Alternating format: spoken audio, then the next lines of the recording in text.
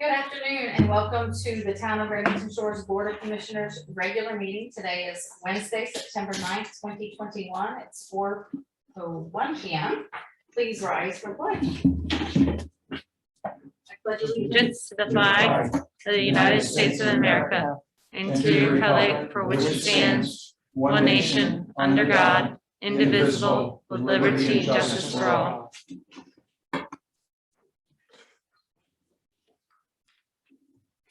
Please call the roll. Commissioner Blackburn, Here. Commissioner Kraut, Here. Commissioner Krajewski, Present. Vice Mayor Robinson, Here. Mayor Henderson, Here. Attorney Denhart. Here. Okay. That we're going to open the regular meeting. Mary, Bill. No, I'm sorry, I did not get those today. Okay, we're going to table that. Okay, under commission reports, to start with me. Well, red tide, it's still here. We're still fighting it. And every time we think we're out of the woods, something else happens. And so we're doing the best that we can. I mean, I know our maintenance department has helped with the cleanup, and Jenny, thank you for that. I know Mike's been out there with the tractor and whatnot. And if we get a big fish kill, we will definitely call in for reinforcements with the county. I understand there's another sea turtle dead on the beach, and so that, I guess, was today, it sounded like. So anyway, we are doing the very best that we can. Wanted to remind everyone, we are having the drive-through picnic on October 9th. No picnic at Constitution because of COVID, so mark your calendars for that. Yes, we're going to do it. Wanted also to let you know, on Thursday this past week, I instituted a virtual receptionist. So hopefully that will alleviate some of the phones ringing for Tracy and Mary in the office. And how it works is it rings twice or 2.5 times actually in the office. So if anyone is available to answer the phone, they do right then. And if it doesn't, then it goes and you are allowed to pick either 1 for Mary, you push 1 for Mary's desk, or 2 for Tracy in the building department. And then it rings to them. So they have the option at that time, knowing the call is just for them, to stop what they're doing and answer it, or let it go to voicemail and retrieve that when they can. And at least every 30 minutes or less, you've been checking, right, Tracy? And Mary as well. And I don't think Tracy's really had but a couple of times that's had to happen. She's answered it. And I've asked both of them, and I think it works wonderful and helps alleviate a lot of the phone stress in the office. So we're trying that right now to see how it works. Does it track like the number of times when people just hang up and don't leave a message or do anything?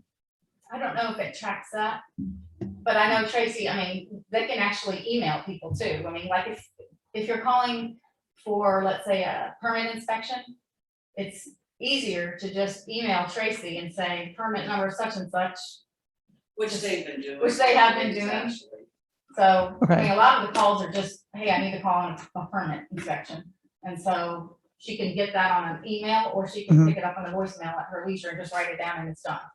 So I called, I didn't know this was going on, and it went to voicemail, which it never has before. And I didn't even listen to the options and just hung up. And I was wondering how many people, if we are tracking how many people do that, like they hear voicemail and they go, oh, forget it, I'll call back later. I don't know. I know we just called Madeira Beach or something today, and they have an automated thing, and we got a person, but you know. I don't Okay, know. so we don't know. It's just new, and we're Right, trying it, and right. it's a fast, easy fix for a lot of the phone stress that we had at the time. So we'll see how it works. Okay. I also wanted to say that I'm sure Commissioner Kraft will talk about our new building official, but wanted to say, once again, we just hired a full-time building official in the building department, and wanted to thank Commissioner Kraft for her hard work in finding him, and we wanted to welcome Luke Curtis to our team, starting, I believe, September 20th, is that correct? Yeah, so Cinda, I'm sure we'll speak about that. Also wanted to offer condolences to Patty Hurst's family. She was our deputy clerk here for many, many, many years, and she passed away on Sunday. Details of it are a little bit unclear, but our thoughts and prayers go out to her family at this time. And so I'm sure it's a shock for a lot of us. We just found this out. So thoughts and prayers to everyone. Also wanted to say that Jim and Lauren have resigned as our town attorney, effective the end of this month. And so he wants to definitely thank you for your 43 years here. And so on the 29th, the workshop, I know you don't normally come, but we would like for you to come to the workshop, and if you can be here that day, we'll have a little COVID-friendly goodbye party, I guess. Thank you. So, yeah, wasn't able to pull it together for today, but definitely for workshop day. And Chief Swan is on the line. If you'd like to give a report. Just staying busy. The activity slowed down a little bit because of COVID. I sent an update last Friday on some of the activities that we've had trying to battle the COVID internally. We've had some 2 officers exposed. One has been out. We hope to have him back next week. Our 2 new hires started. Corporal Gattell, some of you may have met him by now. He actually is finishing up his field training today. And Officer Alex will start Monday in her field training. So we should be back up to speed within the next 4 or 5 weeks, full staffed again. So that's about it. We dodged another bullet with the storm, as you know, the last couple of weeks, the last storm that went through. Our friends up north weren't as fortunate as we are. Our friends in the north part of the Gulf caught quite a bit of rain, and all through the East Coast. So, we're still in the height of the season. There's a storm brewing a little bit out in the Gulf right now, and one out in the Atlantic. So it's not a time to let our guard down. That's kind of what we will be monitoring for the rest of the month. But we're better prepared today than we ever have been, at least since I've been here, and for several years, I think, prior to me coming here. We're very prepared and ready for the storm. We ordered our GPS phones last week. We should be getting those in the next few days. So our contingency plan is in place and is well equipped. So we're ready if a storm does hit. So that's Hey, it. Chief, I just want to ask you about the siren. Do you have any update as to when that might? We do not have a fixed date, but it's probably going to be closer to June. Okay. We knew that going into it, but hopefully by next hurricane season, we'll have it up and running, and the warning system will be in place. Be state of the art when we get it. So that's going to be a huge improvement for both towns. We were told recently that Madeira and Treasure Island have some kind of warning system. So we're looking into that to see what kind of warning system they're using and whether it's something we can integrate with once we get ours up and running. Thank you. Thank you. Vice Mayor Robinson. Yes, I echo Chief Swan's reminder that this is hurricane season and the importance to be prepared for that. I'm headed to New Orleans tomorrow to visit my son who's just getting power back. So we are just one storm away from a catastrophe like that. So I urge everybody to stay vigilant. In March of this year, we adopted ordinance 21-02, which was an ordinance pertaining to floodplain damage prevention and some building code changes as well. The purpose by bringing that up now is because that ordinance also allowed us to automatically adopt the FEMA firm maps, which went into effect August 24th. We've been informed by FEMA that they did accept that, and we've automatically adopted that. So that will be a project for Luke to look into once he's on board to see how that moves forward. I've noticed the flags, the one out here, the one down at at Veterans Park and also Constitution Park, they're pretty faded. And now I don't know if that's because of the quality of the flags we purchase, if we could do something better than that. But they're looking a little shabby, and I think it's important for us to change those if we can. Just the one out front here? No, the one the that, all veterans three of and them, then all three of them are Del looking Bello. pretty. Wait, so it's Constitution, Constitu- Veterans, and out here, there's nothing at Del Bello, I don't believe so. just the three? I don't know. Thought we had one. Maybe there is, but the ones I've noticed, the ones I noticed here recently are those three. Okay, Thank you. That's thanks it. for bringing it up. That's it for me. Thank you, Vice Mayor Robinson. Commissioner Kraut. Commissioner Kraut. In August, our building department granted 57 permits for a total of $11,598.87. We also conducted 82 inspections. We were extremely busy with phone calls from residents regarding questions with remodeling and building, the 50% rule, and had a tremendous amount of inquiries and activity with that regard. Mary Beth indicated that we hired Luke Curtis. We are very proud to have him on board on September 20th as our new building official full-time, and we will be delighted that he will be able to give it great attention to our community. He comes to us from Anna Maria Island, where they are a beach community similar in size to us, similar ordinance concerns and ordinances. So we are very lucky to have found him. So I can hardly wait till he begins. I've spoken many times about our building department software program. We have received our 4 proposals. Our RFP deadline was yesterday. So I have a team there's 4 of us, and we will be looking at the proposals. Everyone has their proposals now to evaluate and complete a rating sheet. We will convene next Wednesday to determine who we want to select as first, second, third, and fourth on our list so that we can present this to the commission. And that really is my report. Thank you. Thank you. Commissioner Blackburn.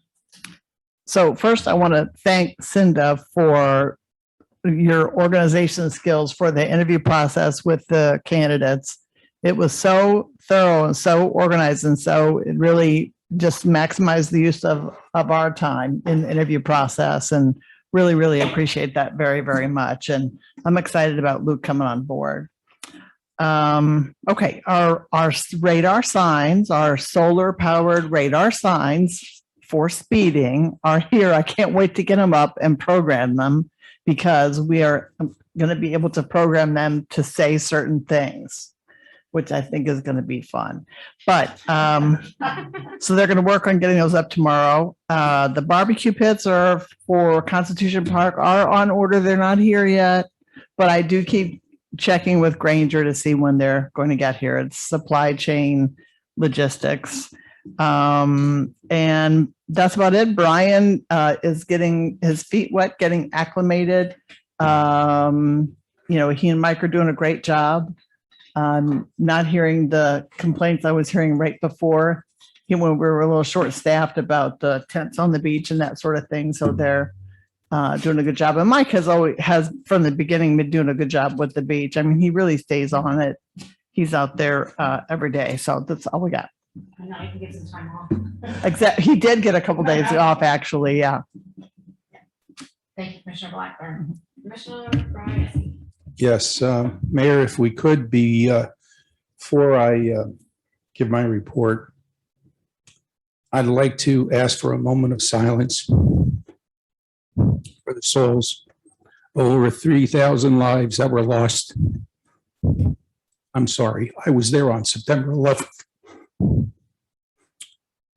And the attacks, as a result of those attacks, there were 2 additional deaths reported today as a result of DNA testing. We will never forget, and God bless America.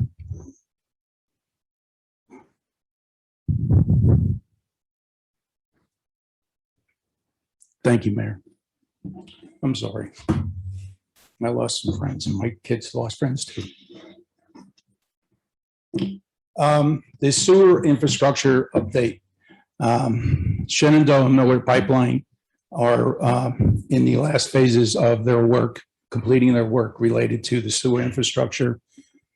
I was hoping by the end of September that this would be completed. I received a report earlier this morning that obviously with all the rain and some of the flooding and things of nature, that facts of nature, I guess, really have inhibited them from continuing their work.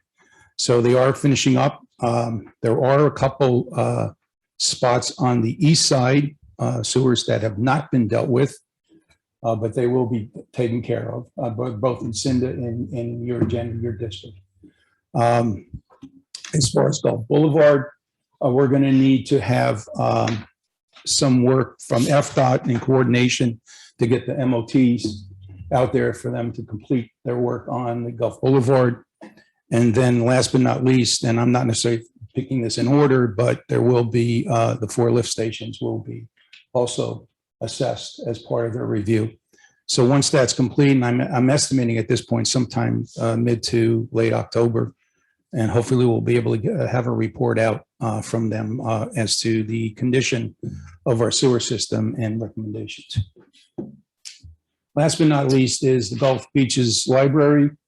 A few months back, we had passed an interlocal agreement here because we thought everybody was on board.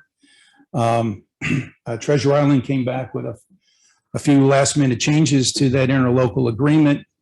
So it's my understanding that before the rest of the, or I should say the 4 of the 5 communities, we are one of those 4. Before Treasure Island, we're going to wait until Treasure Island passes on the interlocal agreement, and then we'll have to bring that back to the commission for final ratification. But they were minor changes. Yeah, they were, but Something that they needed. they didn't sign off on it. So Yeah. we signed off. We thought it was done. And I just wanted to make sure, just in case there were some rumors rolling around about what's happening with the library is not going away.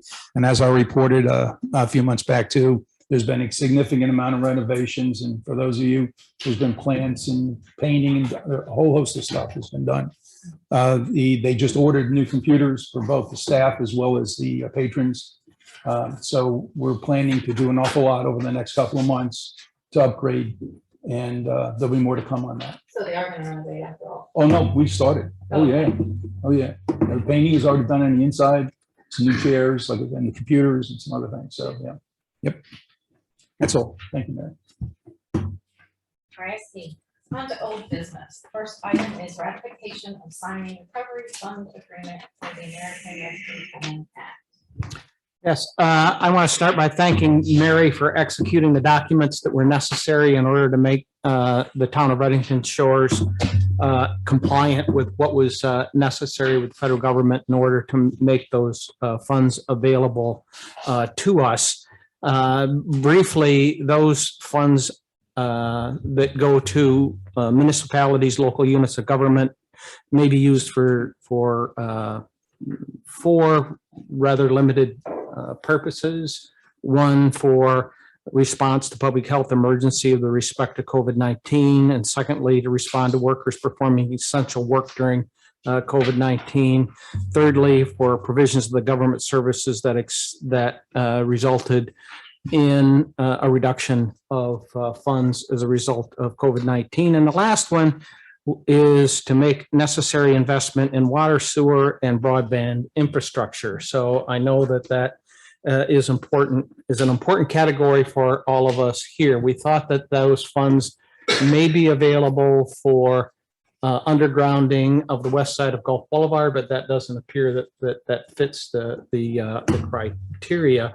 So the amount of money that may be available to us is about $1,148,000 to round that off. And what we need to do here is I would make a motion that we ratify the signing of that agreement by Mary to make those funds available to us. Is that the motion? Yes. Second? There's a motion and a second. Any discussion? Yes, I have some discussion on this because, and maybe it's somewhat well, maybe more of a clarification. And I'm Mike, I am very excited about the fact that the investment in infrastructure, you know, it's a sweet spot for me with water, wastewater and stormwater. How does this relate to the penny for Pinellas monies, the PPP monies?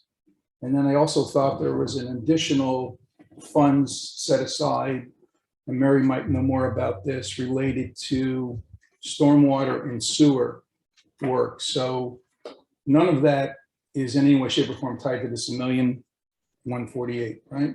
No, Okay. it's not. No, and there may be other infrastructure money that becomes available should Congress enact one or both of these Right. bills that are pending before them, but this has nothing to do with either, if it does make that money available. I, for one, would, and I think that we need to have some further discussion about it. Maybe we need to workshop it or whatever, but for me, I think the investment in our stormwater system is the most important. We had another $91,000 sewer bill.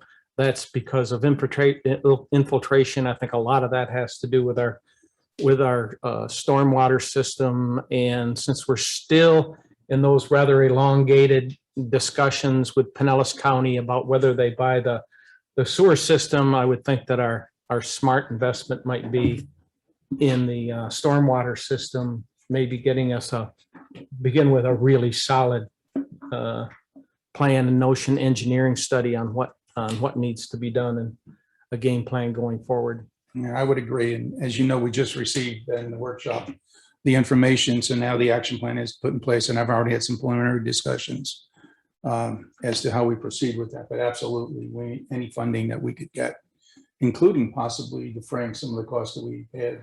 Correct. With the investigation that has already been done by Seminole Septic. So, thank you. Any other discussion? Okay, do we have any attendees that wish to speak on this subject? Please raise your hand and you'll have 3 minutes. All right, I see no hands raised. Mary, will you call roll? Commissioner Blackburn, Yes. Commissioner Proud, Yes. Commissioner Krajewski. Yes. Vice Mayor Robinson. Yes. Mayor Henderson. Yes. And again, Mary, thank you very much for the work you did on that. Okay, item 2 is ratification of approving Fort Knox Fire and Communication Inc., the emergency repair of the fire control panel. I don't know if anybody wants to talk about it, but we were struck by lightning and it zapped us.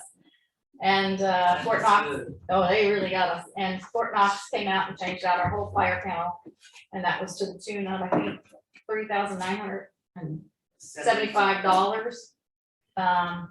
We also had some other items that were knocked out during that lightning strike. We had the electrician out, he's changed out some plugs, we had our, I guess surge protectors had to be replaced. Appliances. Microwave, our time clock, there's a lot of things, so I talked to Mary about possibly submitting a plan. I think we did start a plan. It started, yes. So it was a significant enough money that I was like, yeah, maybe we need to think about that. So that is where that is right now.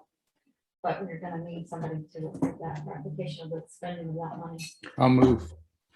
And I'll second. Okay, the motion by Commissioner Krajewski, the second by Commissioner Kraft. Any discussion? Do we have any attendees that wish to speak on this agenda item? Please raise your hands and you'll have 3 minutes. I see no hands. Mary, please call roll. Commissioner Blackburn, Yes. Commissioner Proud, Yes. Commissioner Krajewski. Yes. Vice Mayor Robinson. Yes. Mayor Henderson. Yes. Okay, our third item is the first reading of ordinance 21-06. Ordinance number 21-06, an ordinance of the Town Commission of the Town of Redington Shores, Florida, pertaining to setbacks and rear yard requirements. Amending section 90-92 of the Code of Ordinances, amending section 90-97 of the Code of Ordinances, amending section 90-98 of the Code of Ordinances, providing for severability, providing for an effective date.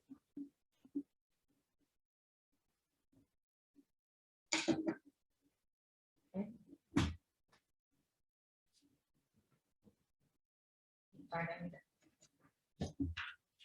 Anybody want to speak on it? Do we have any? Do we have any attendees that wish to speak on this agenda item about the setbacks? For the water view lots?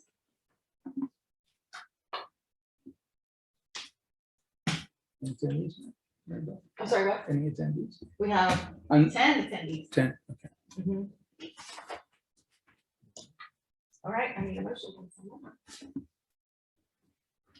I'll make a- No, someone. I move that we approve ordinance number 21-06. second. A motion by Commissioner Kraft, a second by Vice Mayor Robinson. Discussion.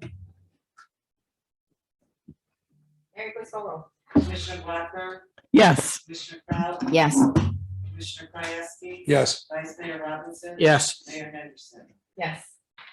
Okay, next agenda item is the first reading of ordinance 21-07. Ordinance number 21-07, an ordinance of the Town Commission of the Town of Reading Shores, Florida, pertaining to storage sheds, amending Part 1, Section 90-3F, pertaining to open areas and accessory structures, to provide an exception to allow certain storage sheds on non-water view lots to be constructed or erected with a rear setback of 5 feet from the property line, providing for an amendment to the land development regulations of the Code of Ordinances of the Town of Reading Shores, Florida, providing for inclusion of such ordinance in the Code of Ordinances of the Town of Reading Shores, Florida, providing for severability, providing for an effective date. Anybody have anything to discuss? Hey, do we have any attendees that wish to speak on the setbacks for the storage sheds? Please raise your hand.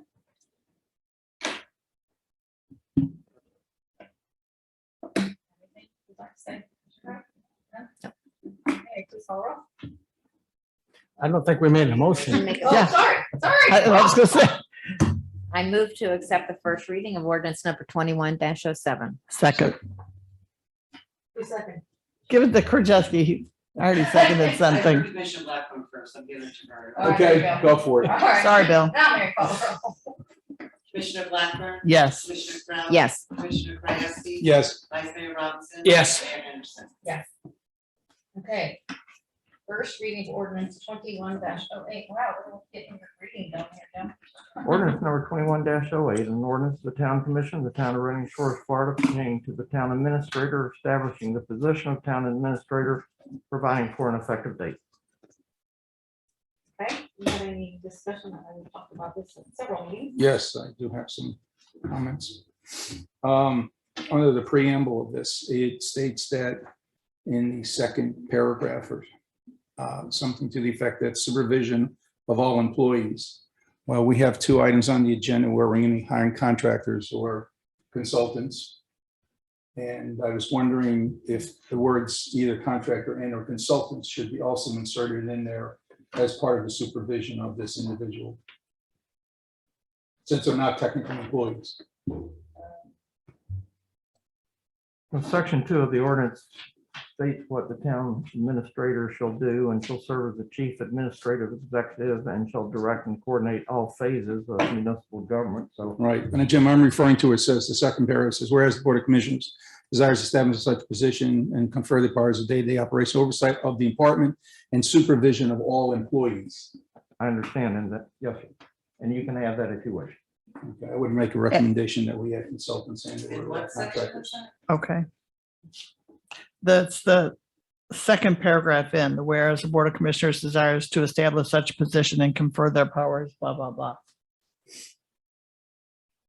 Just in case we have any independent like contractors, subs. Yes, Contractors or subcontractors or independent contractors instead of employees.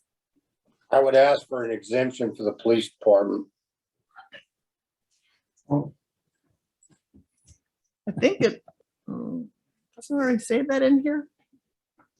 I don't see any references. Oh, In you're right, fact, it doesn't. actually, my other comment was, and I don't know how this works too. Well, if you're gonna add them as that they supervise contractors, I think our contract says that we work at the direction of the mayor and council.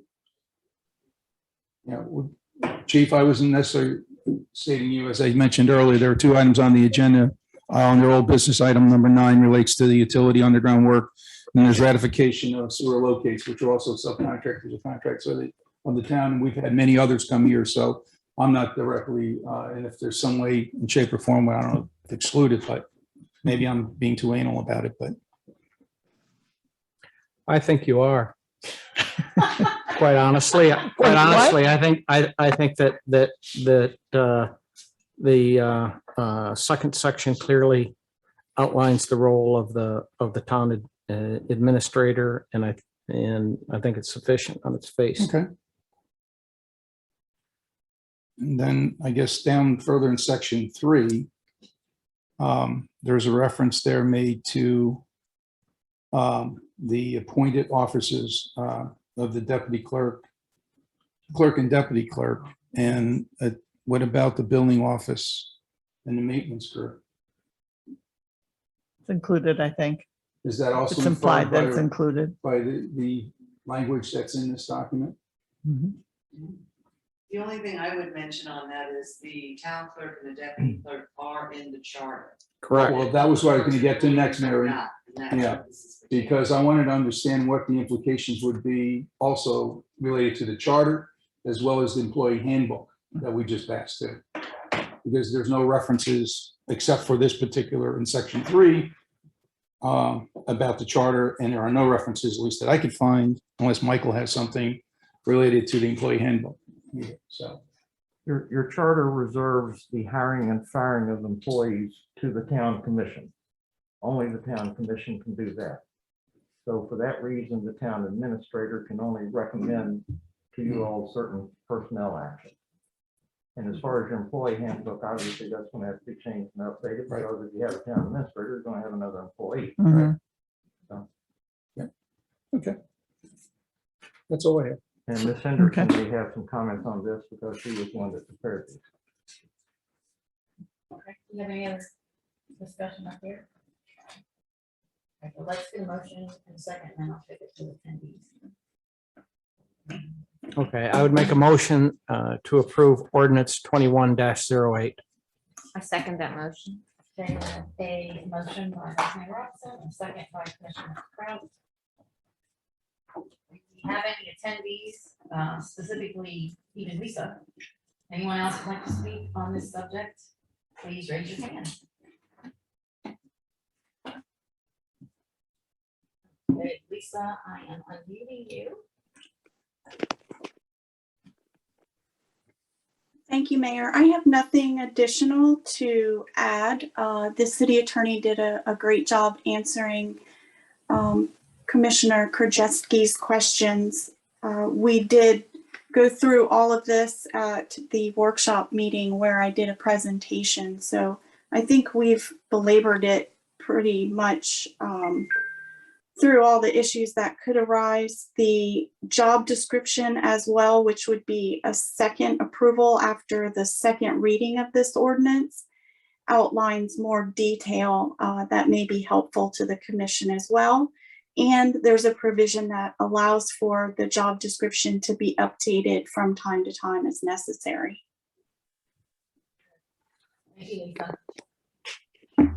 Yeah, and that's what I was going to say to Commissioner Krajewski, that the detail about the responsibilities of this person goes to the position description and the duties that's more definitive than this ordinance, which is merely intended to give us the authority to hire a person or create that position. Okay, any other attendees wish to speak on this subject? We still have 10 attendees and no more hands. Okay, Mary, please call the roll. Commissioner Blackburn, Yes. Commissioner Kraut. Yes. Commissioner Krajewski. Yes. Vice Mayor Robinson. Yes. Mayor Henderson. Yes. Okay, moving on to the 6th item on the agenda, approval for rejoining FRS retirement. I think everybody probably had a chance maybe to look at that very nice detailed spreadsheet that Lisa Hendrickson put together, and if anybody has any questions, I will ask Lisa to speak. I do have a couple questions. Okay, great. Lisa, I'm gonna Me too. unmute you. Okay, I'm available. Okay, Lisa, I have a question with regard to the defined contribution portion where it says it requires 8 years of services. In my reading and understanding, it is a 1-year service requirement to be eligible for the defined contribution plan. That is correct, but in order to have a normal retirement under the vesting provision of FRS defined contribution, in their summary plan description, they define 8 years for normal retirement. But yes, you are vested after 1 year. That is correct. And it's 8 years of vesting for the defined benefit. Are you looking at the chart in the yellow column? Yep. Okay, and I assume you're looking at the row that says early retirement? I see. The skinny line. It's about halfway down the page. Yeah, 8 years, yeah. Yeah, so I don't understand, I guess in my understanding, the FRS defined contribution must complete 1 year of service in order to not have any, so you can't, I'm not getting it. So there's two separate things. There's a vesting Mhm. in And the where's FRS. Where do you have the vesting portion? Okay, That's at the very bottom. okay, gotcha. Okay, 1 year. Okay. Okay, got it. 1 year. Okay, there it is. Okay. Right. So And then- after, go ahead. That's okay, go ahead. I get it. After 1 year, this was 8. Okay, perfect. Yeah, so Um, 8 would be for the early retirement as well. Okay. And then the FRS defined benefit that is a program that is for long-term employees. And there's a reduction at 5% a year for any years retired prior to age 65. Is that correct? Right. So under a defined benefit pension plan, you have 2 retirement options. You have I understand that. I understand that. The question I asked was, is it a reduction of 5% for early retirement? for early retirement, yes. Thank you. Okay. And then I have a question about our plan that we're using now, the FMPT plan. Right now, it's 6 years to be fully vested. And so that we have a 7.5% contribution that the town makes. The employees cannot add to that. So it's totally the employer's contribution. And I understand that's a nice amount. It's also equivalent to the FRS defined contribution. We have a 6-year, FRS has 1 year. And I would think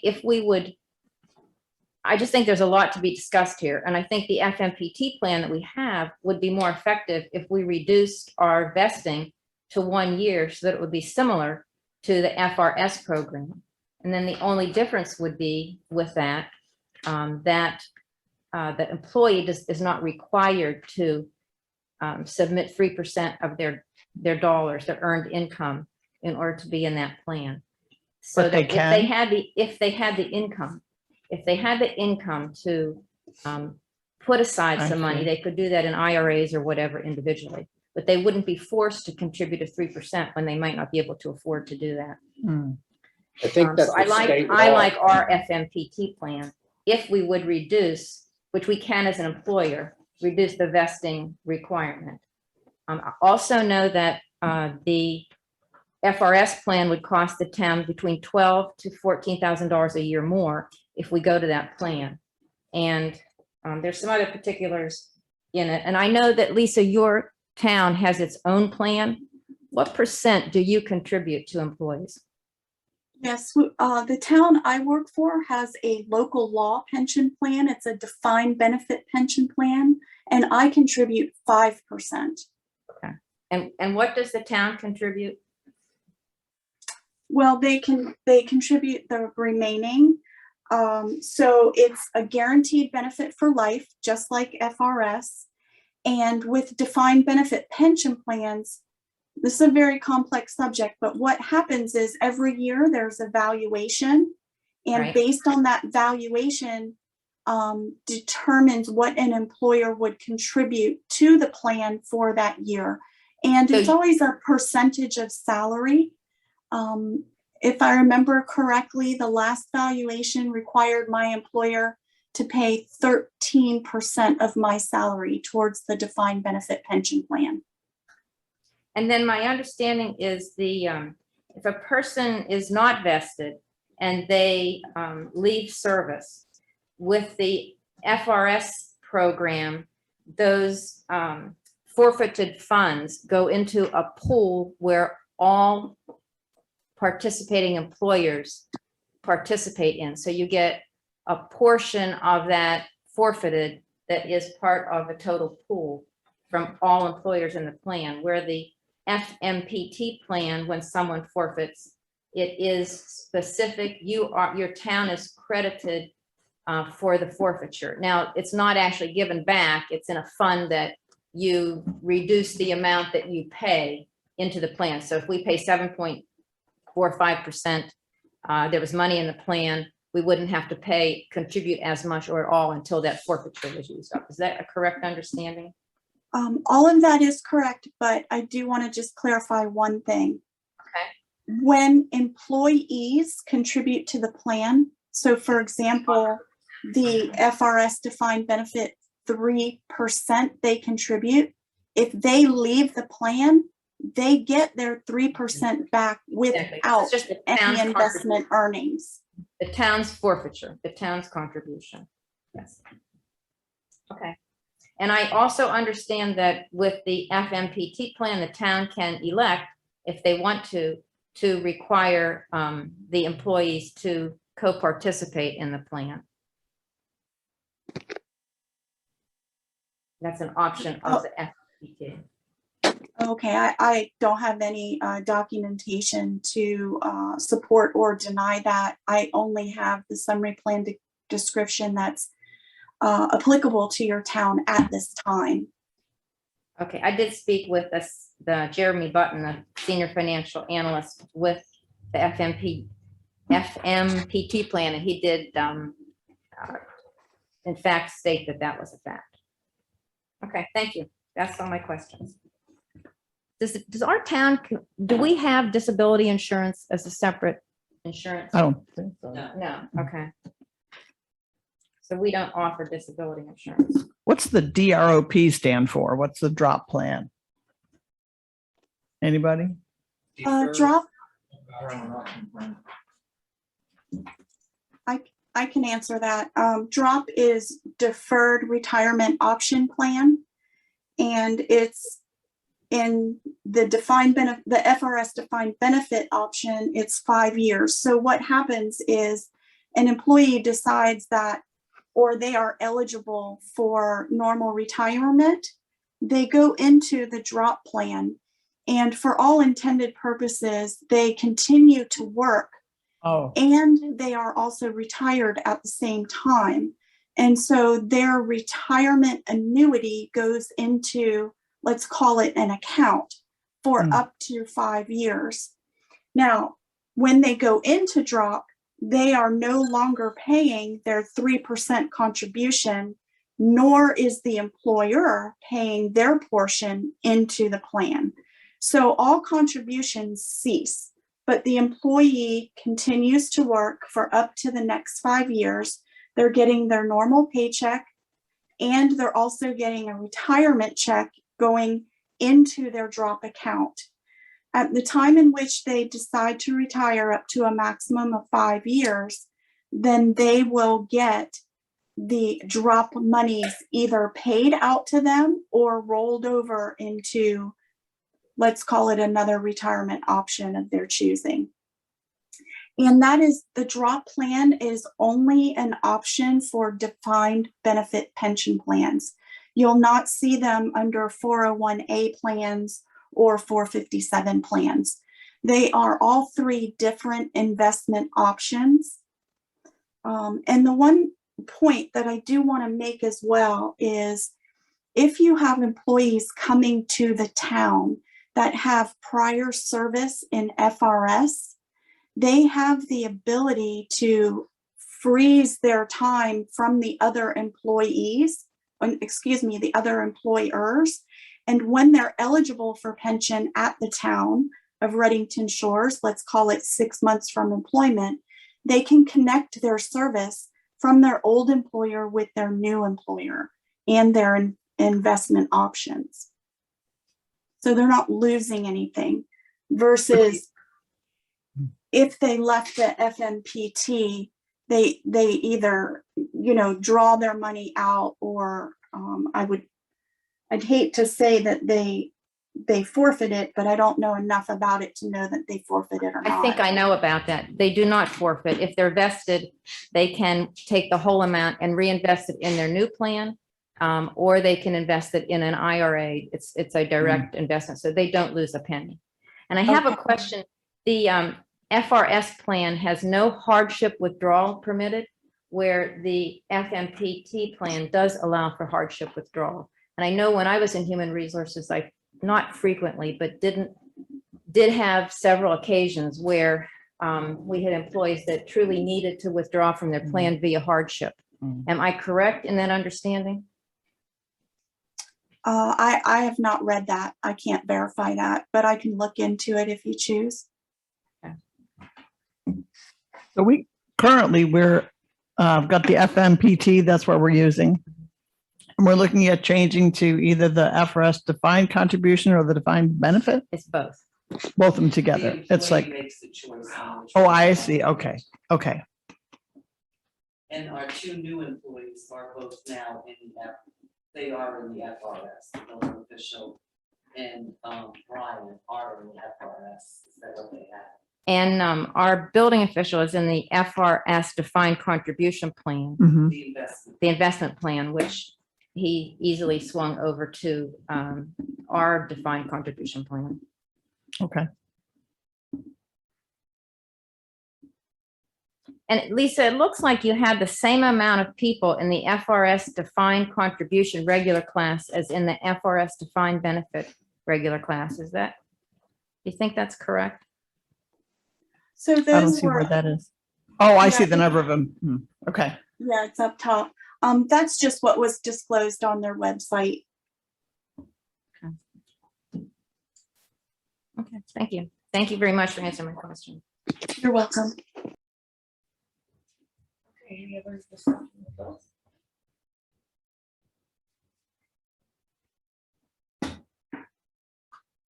So all of us as elected officials are in the FRS, and Mary is in the FRS as it stands today.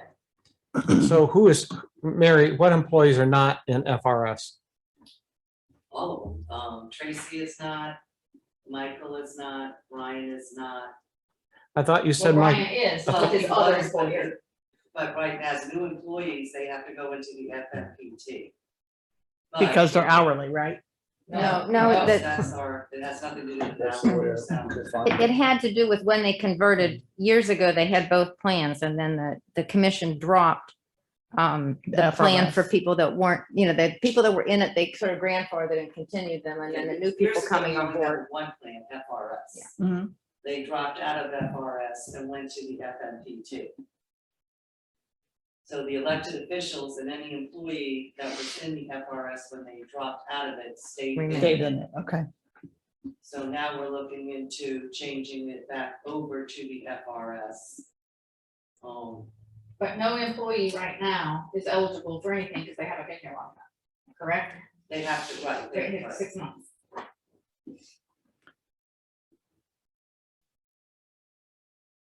So you can't grandfather like the building official, or No, they can't?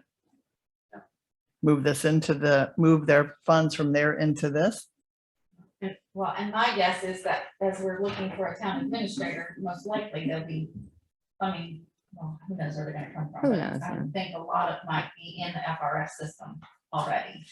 Although there are many municipalities in the FMPT plan, so Oh, really? And some have their own, some have their own, so it's, right? It's You know, all over the I guess my experience is I haven't had people make life decisions based on a retirement plan. Mm. Sometimes they're attractive, but in the end, it is not the decision maker. So I guess for my part, the cost of the plan, the additional cost of the plan to the employer is something we need to consider. Mhm. If we do stay with the FMPT plan, I really think we should lower the vesting time from 6 years to 1 year, so it's exactly compatible or comparable with the FRS plan. And the only difference would be that we would not require the employees to participate in dropping 3% of their salary into the plan. And I think that's sometimes a hardship for a person if they are required to put their salary into the plan. Sometimes people just can't afford to do that. If they can, with this plan, the FMPT plan, they can invest in their own IRA or whatever. Right. So I see the FMPT plan, if we would reduce the vesting time, as a very attractive plan. I did check today with Jeremy Button, and our 7.5% is a little bit above the, is a little bit above 7.3, sorry. Our 7.3% is a little bit above the average. He felt very generous to be an employee contribution to a retirement plan. So the I just- FMPT, they can contribute some if they want, or they cannot. can't at But all? What they cannot, they're not forced to. In the FRS plan, they're forced to contribute. Yeah. In the FMPT plan, the employee is wholly complicit in Got that. it, got it. However, if an employee has the funds, they can get their own IRA or their Right. own retirement plan to put whatever amount of funds they want to in. And I see that as a benefit in that people aren't required to take funds that they're earning when they might not have that luxury of having that extra money go into that. And you still have the employer contributing a great amount of money. Right. Or the other part is sometimes they don't have that self-discipline to be able to say, I'm gonna put 3% away, and they see the money in their check, they're like, I'm gonna go to Burger King and, Their have a option. $30 dinner. Or if you're forced, your $30 is growing. Their option. Yeah, I know, but I mean, it's sometimes kind of nice to, if you don't have the self-control. Well, just speaking with Tracy, she would like to be able to put into her plan with, the 3%, that's just putting more money towards her retirement. And Well, she can still do that on her own plan. The She could- FMPT is driven by investment. So, well, The one, defined benefit for the FRS is a guaranteed pension.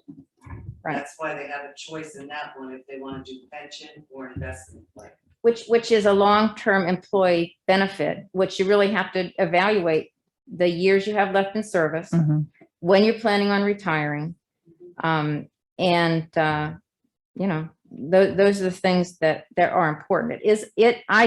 I don't deny that is a good plan. It also costs the town $14,000 more a year, $12,000 to $14,000 based on our payroll. Per person? No, total. annual. Okay, got it. Annual. It's an additional cost to the town. I like the plan we have with just a simple change. But that's just, my personal. And if we made that change, first of all, can we make that change? And secondly, if we made that change, what would it cost us? Can we make what change? Like what you were talking about, going to the 1 year? 1 year. And allowing them It's no to cost to the contribute? employee. It's no cost to the employer. It is simply a procedural requirement. I think it requires, I think we have to have an ordinance. a town passed ordinance, and then we have to have an adoption agreement. Yes. So wait, so that you're saying the FMPT, we could change that to where Maybe, it'd be a 1 year vesting, number one, and also to where the employee could make a contribution or not? we could do that. We could make it contributory if we want to. Okay. I guess, like, my my one issue that with the FRS is that it requires an employee Right. to contribute 3%. And Which I can just be a know from my hardship for some experience, it has folks, been a yeah. hardship. For Mhm. people. Mhm. And I know the fact that there is no hardship withdrawal from the FRS plans, that's also, you know, And that is allowed. but under the first one. there are positives. I mean, there are great positives to it. There's the disability that's offered because we don't have disability insurance. Mhm, mhm. So I don't, you know, I don't want to minimize that. And these are just, you know, my thoughts, only mine. Lisa? Yes, ma'am, I'm here. Yes, I'm sorry. I did not bring it in with me. I know, I emailed you over some calculations on. Yes. Employee cost of the 3%. Did you Um, by chance have that in front of you? I do have it in front of me. So I was just kind of, so maybe if the commission can hear what those employee rates would be on an annual basis, Oh, sure, yeah. their salaries. Hmm. Or annual. Yeah, I'd be happy to review that. Yes, if you would. I just think maybe if they could hear that. Okay. So Mary did some calculations. She looked at the total annual town contribution for both the FMPT plan and the FRS defined benefit pension plan. And just to give you all the figures in totality, because they are a little different than what Commissioner Krauk is stating. For the FMPT, based on annual payroll, the town contributes $17,702 into the FMPT plan. That's the 7.3% of salary for the employees. And under the FRS plan, the town would contribute $26,236. The difference between the two is $8,534.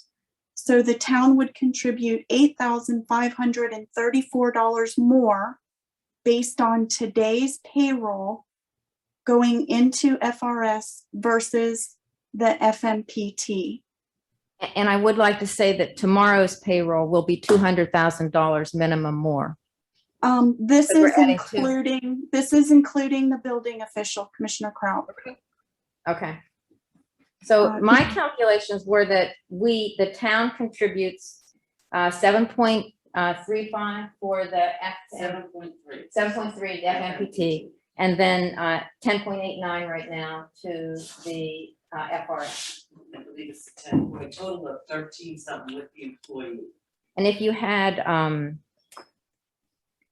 about 430,000 roughly dollars in wages for the upcoming year, the difference in the 10.89 and 3.5, according to my calculations, was $12,000 to $14,000.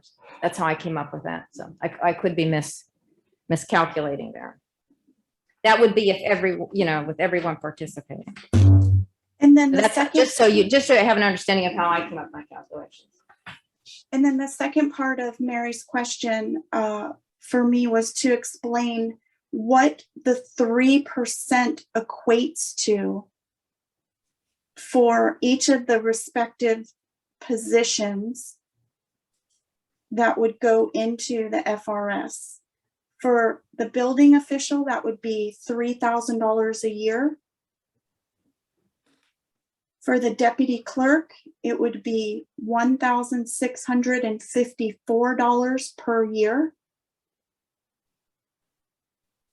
For public works, employee number 1, it would be $1,373 a year.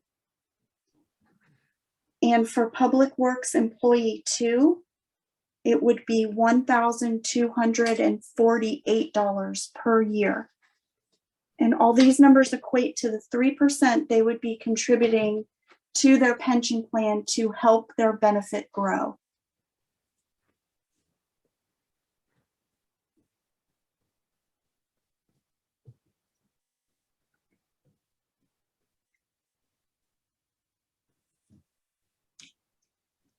Does anybody else have any other discussion?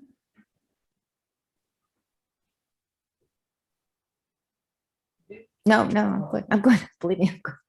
Commissioner Blackburn, do you?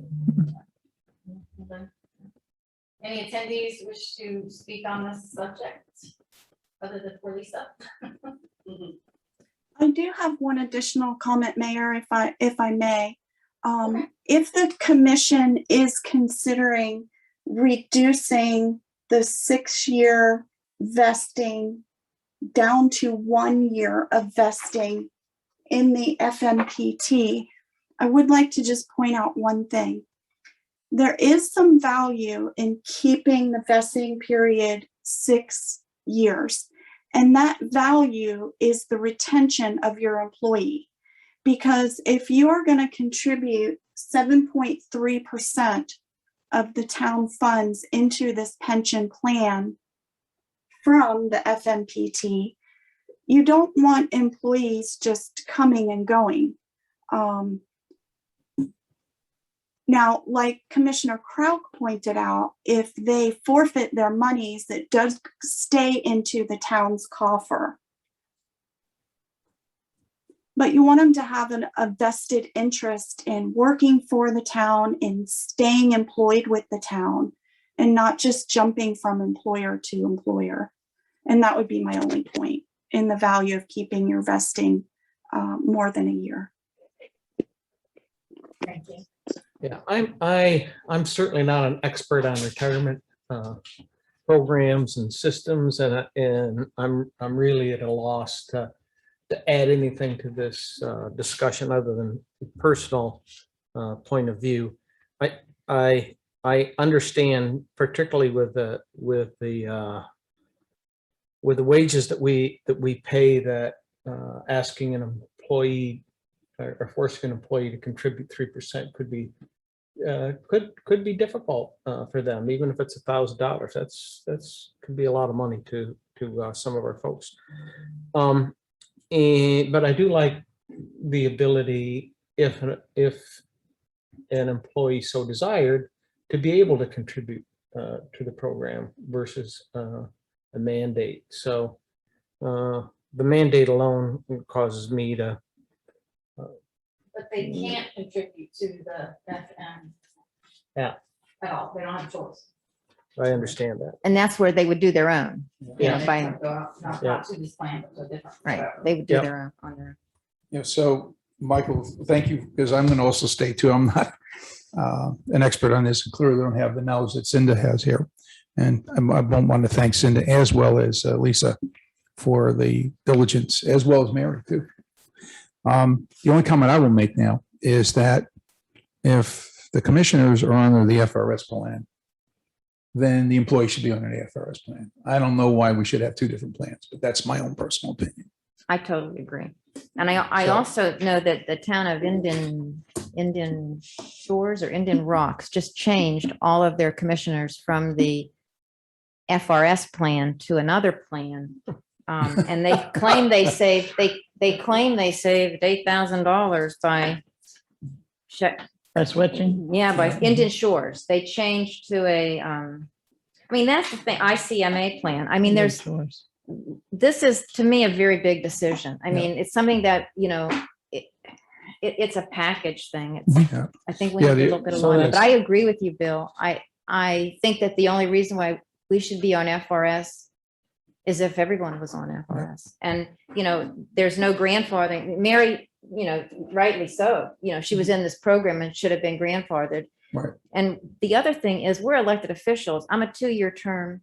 The mayor's a 3-year term. You have to be 8 years in the FRS program of the defined benefit to even consider, the reality of the bill. I mean, probably most of us are on the defined contribution, which is similar to the FM. Yeah, well, I want to also state to you, I did not take on the commissioner role to get a pension nor the That's salary. exactly right. That's exactly right. And Oh, that's the only reason I'm here. And it Oh, yeah. was interesting that Indian Shores changed this plan. I tried to Mhm. research it.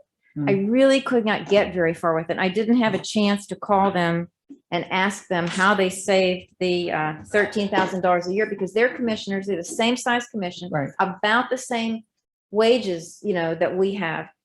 And it was like crazy. It's crazy savings. So, Is it an Well- investment thing? it is. It's the same thing, it's investment based, so it's a defined contribution. It's Mhm. interesting. I just could not find a lot of information about What do it. you think about asking each of our employees? I mean, I would hope they're hired thinking they would be long-term employees. And I think, how about asking them? How they feel about it? Generally benefits, Some of them may not care about. generally, this decision is an employer-based decision, Right. so I'm curious.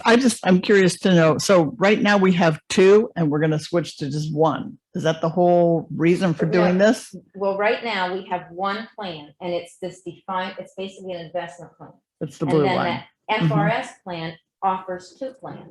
Mhm. They offer the defined plan, the Mhm. 1 year vesting, and then the defined benefit, which is the pension plan, basically. Mhm. And that's an 8 year, window. And then based on tenure and time you retire, the percentages of your retirement are based on that. The longer you're employed and the longer you work, the better you are in a pension plan. So we're considering switching in order to, Into those two, so in like. order to give everybody more options. No? it I'm would- trying to it figure would out give still them- It why. would give more options. Why are we even making a change? I don't know, We have two plans now. We have. well, it's only, Yeah, we it's do. only, Yeah, what she just said, we don't, but we do have two plans. Oh. What she asked was, we do have two plans going on. We have Mary and the elected officials in FRS, and then we have Brian and any new employees in this FMRXYZ. FNPT? Yes, right. And I think since Brian and Wait, Luke are coming, they have the FRS, they've already been paying the 3%. I asked, I can only speak, for my discussions with Luke, and he thought this was a very strong plan. It offered him, our current plan offered him, was a better plan. This than- one. Yeah, was a better plan than his previous. Hmm. So he's, quite content with that. With the FRS. Yeah, and I spoke a little bit with Brian, and he would be happy to stay in the IFRS, but it's fine with our FMPT. Again, my experience is these are not the employment Employee-driven. decisions. They're benefits that Did you have to speak to, Mike? Yeah. he well, he just says didn't- he's not really going to be working long, so He's- retirement isn't an issue. Yeah, Mike's already got something from where he was before. Well, yeah, but he still wants our retirement, I didn't know if you asked. him. He's to me, he said it was not an important component of Yeah. his decision, but I don't want to speak on people that are here today, because we have to look at the future. And, Right. And who this might draw or whatever. So, Right. We have one attendee that has her hand raised. And that is Chris Cook. Chris, I'm going to unmute you. You're gonna have Can to you hear unmute me? there. Yes, we hear you. Okay. Going back to the first question, is the FMPT a defined contribution or a defined benefit plan? defined contribution. Okay, it's a defined contribution. So right now, the town is paying a flat 7.3% contribution, or whatever the percentage is, into Exactly. the plan. Exactly. And you are not guaranteeing employees any specific benefit. It's just being invested, and they get whatever benefits are available at the time that they're vested. And Yeah, so when you have a defined contribution plan, you're kind of in the ball game investing, you're selecting your investment plan. They have, like, this plan has 26 investment options. Vanguard is one of them, there's various plans and the employee can select the one they want.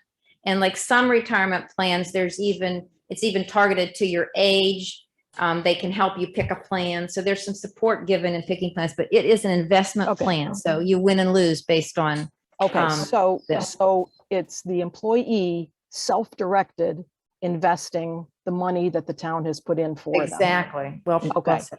And then the FRS plan has the option of that same defined contribution or a defined benefit. And Exactly. to my way of thinking, one of the reasons that I think you're talking about it's going to be more expensive is that a defined benefit plan is always more expensive because you're guaranteeing what that employee is going to get at retirement. And that means you have to be a good guesser at what kind of interest or what kind of income you're going to get over a number of years. And that's where you're taking a risk. That's why you have to put more in to define, to guarantee what the benefit is going to be. Well, and actually the benefit is based on the top 5 years or the highest Yeah, 5 years? Or yeah. the highest Yeah. 5 years of the person's earnings. So it also compensates for the contribution being lower in the younger years and then progressing. It also, this particular plan has some makeup work to do to make sure that it's fully funded. So part of the cost is in that as well. Yeah, that's a big lump sum at the beginning then. What amount is that? That I don't know. I just know that in my research, there was some funding for, to make sure there's enough money in the plan. That was really an important component of Yeah, because pension as, funds, because as some of them Lisa- went bankrupt and stuff. yeah, as Lisa, I think was saying is that every year you do an Yes, it changes. actuarial It's all valuation. directed, yes. Actuarial. It's directed by the state and there's a board of, they're very investment and fund, Okay, um, so in general, my background has always said that defined benefit plans are more expensive to the employer than a Correct. defined contribution. Defined contribution, you decide every year how much you're going to put into the plan. Absolutely. Defined benefit, you have no control over it. You're dependent on your return on investments. You're dependent on your employees' last 5 years worth of salaries, all of that. I think it's a much riskier way to go. And you're also dependent on when you retire, what percent you're going to get your payout will be. And that's how I think when they come up with this percent, because it alters every year that the town contributes, it's all based on actuary tables and stuff. So, Right. which way beyond my. Right. And Okay. again, you as the town as the employer have no control over that. If investment income goes down over the next couple of years, you're going to be paying more and more into that plan than you may have thought you were going to have to. You have no control over it. So, Yeah, I don't know what all goes into their formula when they come up with a percent, the annual percent. I read a little bit about it, but it was really in over my head. yeah, it's all actuarial determined. Yeah. Okay, thank you.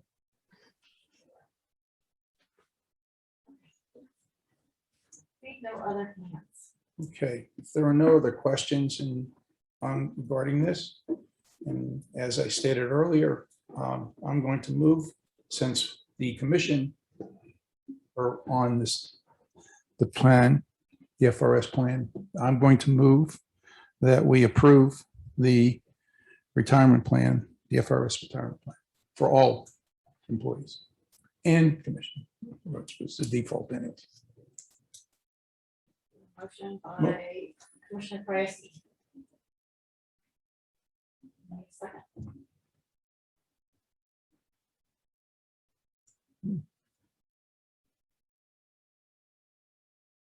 I'll actually second it. I'm glad you did, Mayor.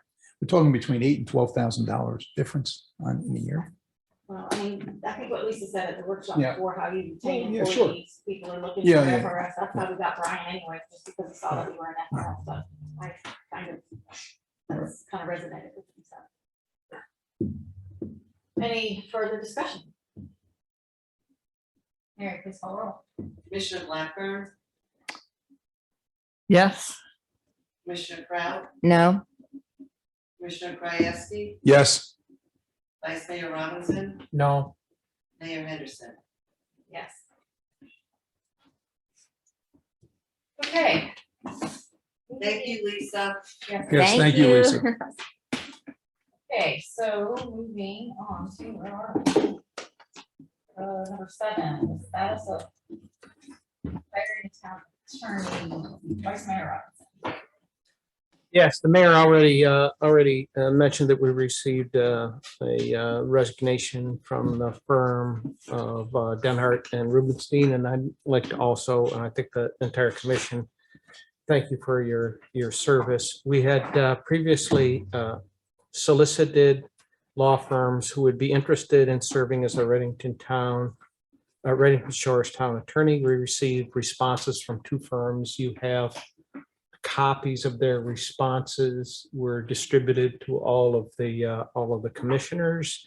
Those 2 respondents were Wag Grant and Trask Dagno. We invited them here today.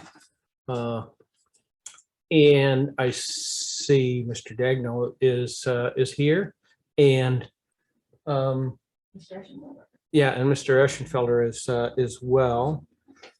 And do we have anyone on the phone?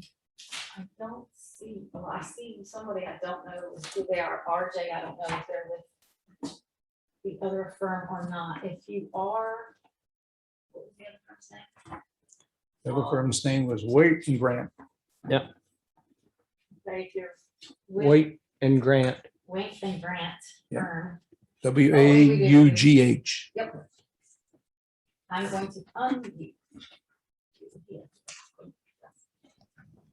Okay, so would you please identify yourself? And we have your written response.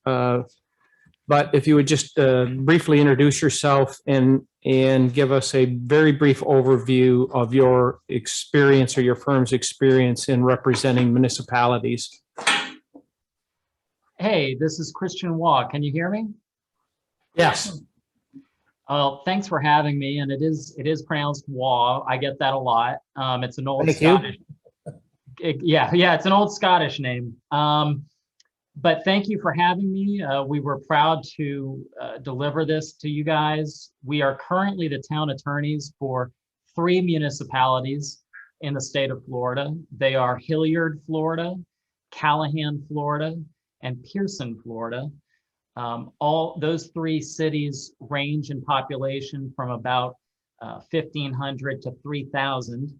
So as you know, in a city of about that size, the town attorney is expected to become familiar with all range of potential legal services, from litigation to drafting ordinances and advising on the Sunshine Law. I always say it's about 1/3 of my job is making sure there's compliance with the Sunshine Law.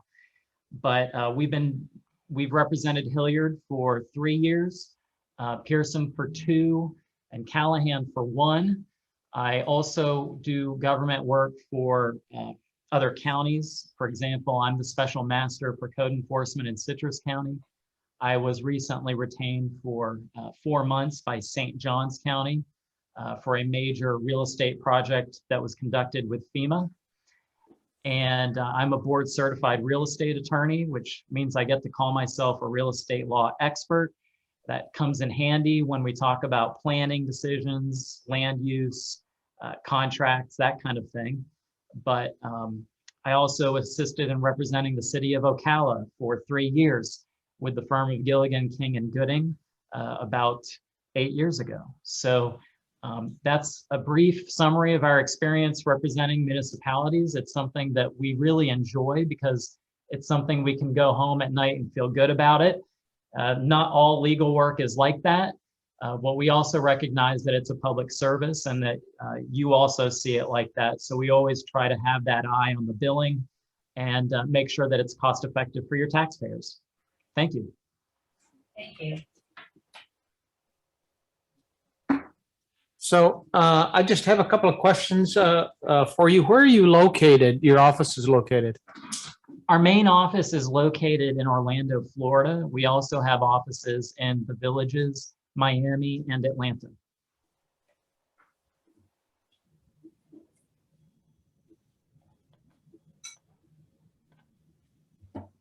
Could I ask, you said that you have 3 municipalities in the state of Florida or just in our area? 3 in the state of Florida, and they are between 1.5 and 2.5 hours away from our main office. And we've never missed a meeting. We always make sure that we're there. So what else does your law firm represent with 3 offices and these are your 3? Those are the 3 cities that we currently represent, yes. And in terms of our other practice areas, we do a lot of litigation. We currently have about 50 open cases in federal and state court. We've got 3 or 4 in Pinellas County, 3 or 4 in Hillsborough County right now. And my partner, Gerard, would be an assistant, proposed as an assistant town attorney, is a board certified tax lawyer who represented the city of Atlanta as an assistant city attorney there. He is an expert in tax law, as I said, so he has experience with issuing bonds. I don't know how often the town gets involved with that process, but I did notice that there was a section on it in the bid package. He's been bond disclosure counsel and that kind of thing several times. So I think that answers your question. Thank you. What size town is Hilliard?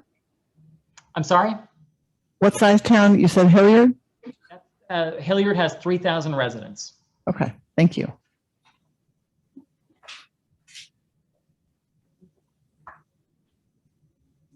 Any other questions for Mr. Roth? Thank you. Thank you. Thank you. And I see Mr. Dagno's here and Mr. Eschenfelder.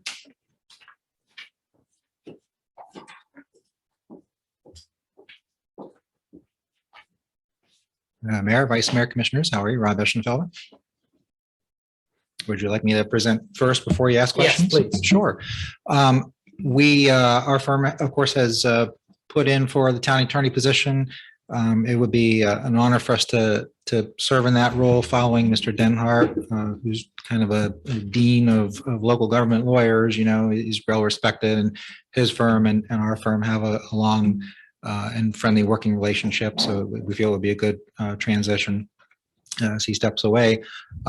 We've provided our firm's information in our submission, but just to briefly summarize it, our firm almost exclusively represents local governments with focus on municipal governments. We do have a real estate attorney who handles that need for us, and he does maintain a separate practice of real estate transactions as well as wills and trusts and so forth. But as with respect for the remainder of us, we're a local government. We serve as city attorney or town attorney for many Pinellas County jurisdictions: Tarpon Springs, Seminole, Bel Air, Bluffs, North Redington Beach, and Oldsmar, and I'm probably forgetting some, but we have a deep history and current service with respect to Pinellas County's local governments. In particular, we have a lot of good experience with our beach communities and the issues that come up with beach communities. You may have read in the recent news the litigation that Redington Beach was in with respect to its customary use ordinance of folks being able to be out on the sand, and that was my case, and so I prevailed on that appeal, and got that town's ordinance reinstated. And so in terms of things that occur that are unique to smaller beach communities, I think our firm speaks to that very well. All 4 of our partners are board certified in city, county, and local government law. I as well am board certified in city, county, local government law. Mr. Daigneault, who's got a bit of a recovering from being sick, so he's a bit of a hoarse voice, but he's about to sit for board certification in appellate law, so he will be dual board certified, which is a very rare breed in terms of lawyers. We do, in addition to our municipal clients, have some other clients outside the Pinellas County area. I represent the village of Estero down in Lee County with some topic specific matters. We have certain agencies over in Hillsborough that we have contracts with. I was kind of fiddling in my seat because your prior thing was one of the areas that I have expertise in. I'm a labor and employment lawyer is one of the main things I do, or I've done in my career. I began my career, by the way, as an assistant city attorney for the city of St. Petersburg, and worked there through 2000 when Mayor Baker first became elected to office. And so I was very involved in the Pinellas County political scene and went through leadership St. Pete. And so folks that knew me prevailed upon me to try to run for city council. And so at the same time, there was a position open at Manatee County Attorney's Office, which was right across the Skyway. So I went ahead and applied for that first so that I made sure I had a job. And then once I got the job, then I ran for city council. The job worked out great. City council that came in second, but that's the way these things go. But anyway, so I've done local government. And another thing I think that I bring to the table is having been an assistant county attorney and ultimately chief assistant county attorney for Manatee, where I helped oversee a 10 attorney office, is that I sort of see, to the extent we have to interact with Pinellas County government, I certainly, I can speak to both sides of it, and so I understand where county's coming from a lot of times, and certainly understand where our municipal folks are coming from. I've known the county attorney, Jewel Cole, for quite a long, since we both were young and coming up here in the county. So I think to the extent that I have to work with that office, I'd have a good working relationship. I think the other thing, as many of you know, that our firm brings to the table is that in addition to our municipal representation, we have a very large litigation practice. And most of our lawyers, in addition to doing work for the municipalities that we serve, carry a litigation load, including myself. I have many cases in state and federal court, both at the trial level and at the appeals level. And I just a few days ago prevailed in a case for Tarpon Springs because their food truck ordinance had been challenged as being unconstitutional. So I bring that up because when you're making decisions to how to do an ordinance or whatnot, or whether to discipline an employee, I can speak not just in terms of what the law may say, but also how's it going to play out in litigation. What is the evidence going to be if we do get sued? What we need to do. So it's a very holistic approach that I would bring. And I think certainly while I would be the main town attorney, we have an office of 8 lawyers, and we're based here in Clearwater. And so there's a good solid backup for not only the commission, but your various subordinate boards and commissions to the extent that they would need assistance. With that, I'll take your questions. So you mentioned it. I wanted to bring it to everybody's attention that in their submission, Mr. Eschenfelder would be the town attorney, backed up by the rest of the firm. Correct? Yes, correct. So if there's a need and a specialty, you just hand it to whoever is best suited in your firm. Yeah, like for instance, labor and employment is my wheelhouse, and so when any of our clients have employment law issue, the partners will typically ask me to be involved. I also have a very deep specialty in public procurement law, so RFPs, bids, contract documents, and so forth. I can handle all those things, and so a lot of the partners, especially, it's a kind of a boring area, so they like to throw that to me. But as long as I've practiced, I started practice in 1994, and so there's very little in government law that I haven't touched. I have lectured on records ethics and sunshine. I've trained on records ethics and sunshine. the land use zoning, that sort of thing, you know, all the things that you would want in a rounded attorney I can handle. What did you said you were doing the Redington Beach, the customary use? Is that still in play? Did they rule on that or? Yes, it was in newspapers around the state about 2 weeks ago, but the federal appeals court came down and said that the federal trial judge was wrong to throw out the town's ordinance and reinstated it. The case goes back to trial now because the appeals court said the town needed to be given an opportunity to go to trial and put on its customary use evidence to prove that the beach has been customarily used. So the ordinance is back in play. The striking of it by Judge Moody has now been reversed. But still a trial needs to occur to make sure it gets to stay. And so we will be bringing, when it does go to trial, since the case has been closed, it has to be reopened and all that stuff. So it might be early next year before we get to go to trial. But, you know, all of the old time residents who gave us affidavits and so forth, they'll actually have to come over to Tampa Federal Court and raise their hand and look Judge Moody in the eye and because it's a trial, you know, and so that's part of what a trial is. But you know, we feel pretty confident that once the court hears the town's evidence, which we did hire an expert, you know, to do a very good report, and so he will testify as well to show that for many decades the town's beach has historically been used. Thank you. Thank you. So within the documents, you'll see that that neither firm requires a retainer for their services. Their rates are comparable. The WA grant is, I think, $200 an hour, $250 for litigation. The trash stagno is $2.25 across the board.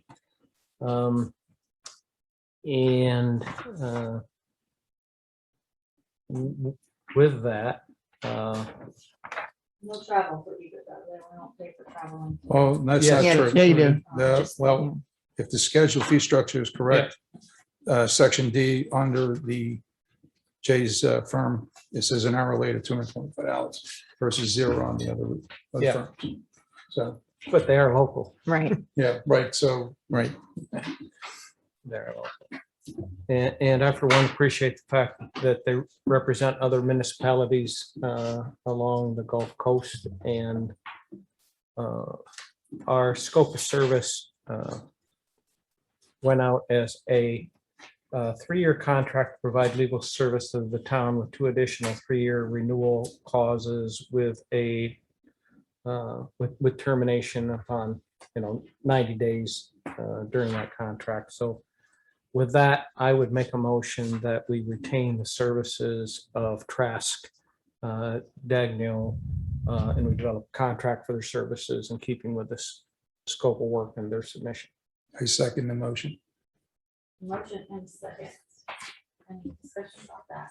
I was just going to say I can see clear advantages in using a firm that has experience with similar sized towns and being local. I could see an advantage with that, but I can also see some advantage with someone who doesn't necessarily have exactly that local experience because maybe they have some out of the box ideas. Just, I don't want to diminish either one. I would lean towards the local, but I can see where there would be some advantage to using a different type of firm. That's it. Where would you be traveling from? It's not him, it's the other guy. How long would it He's take? the guy- How long is it gonna take you to get here? Robert's going to be our man here. Which is me, yeah, I'm about an hour and a half away south, but I think the big thing that for you to understand there is for over a year now, I've been serving as town attorney for Redington Beach, and if you ask them, I'm fully capable and accessible. When you look at attorneys who provide specialized areas of the law, you're not always going to find someone who is, right outside your door. But so much is done electronically. You know, Mayor Will and I speak a couple times a week, you know, on the phone. I deal with the clerk's office, you know, readily. And so with respect to meetings, I'm here. You know, I grew up in Pinellas County, and my wife and I are actually looking to come back up this way as soon as she can find a job up here. We went south for her job. That's why we're down there. But I think, you know, in terms of distance, it's not an issue. And again, virtually the rest of our office is based here in Pinellas. So in the rare event that I might somehow not be able to come, which again, I have handled that for Redington Beach for over a year, and I've been at every single one of their meetings.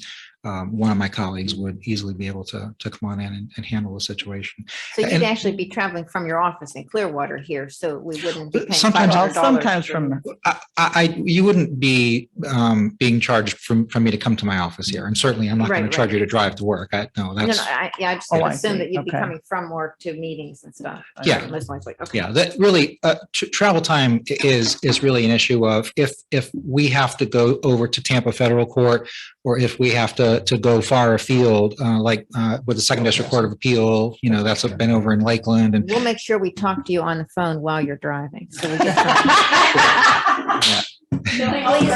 please contact me.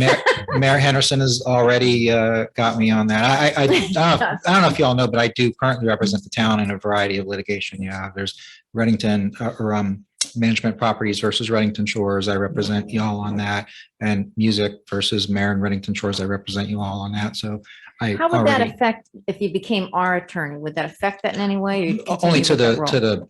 the pro. I mean, I would even more work closely with the folks here, but there's no conflict of No, interest. okay. I mean, yeah, it's just akin to if this were a corporation and I were general counsel, I could both counsel you and represent Okay. you in litigation. okay. Yeah.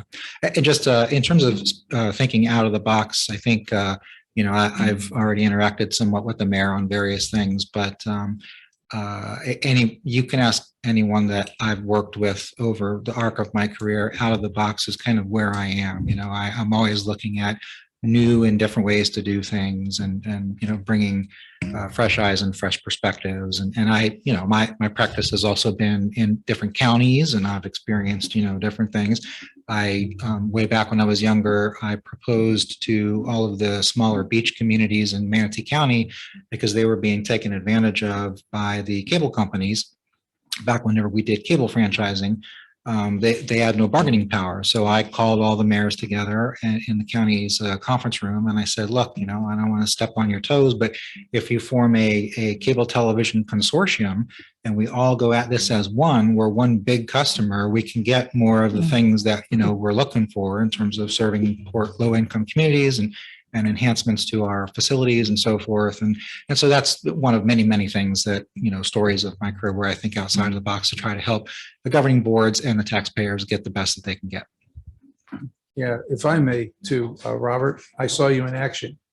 I was incognito at one of the Redington Beach meetings a while back, and I have interactions with one of the commissioners there who has similar responsibilities to me related to stormwater, and he speaks very highly of you. And I know the RFP process that you were intimately involved with. So me seconding this motion, I just want people to know that I did do my due diligence, as fate may have it. But anyway, That was the heat that I felt behind my back. All right. Well, so thank you. I just want to share that with the commission too.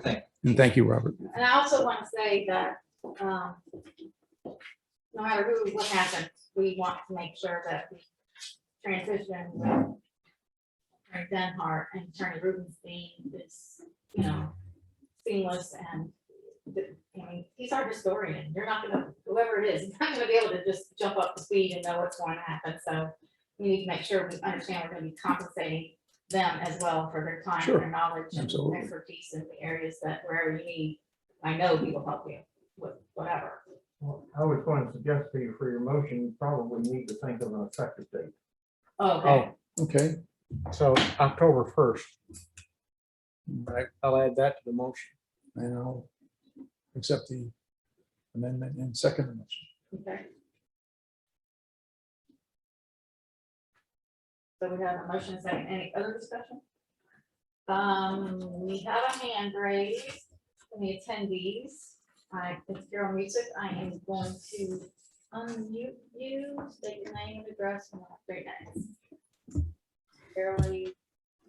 Carol Music, 17820 and 17822 Lee Avenue. Can you hear me?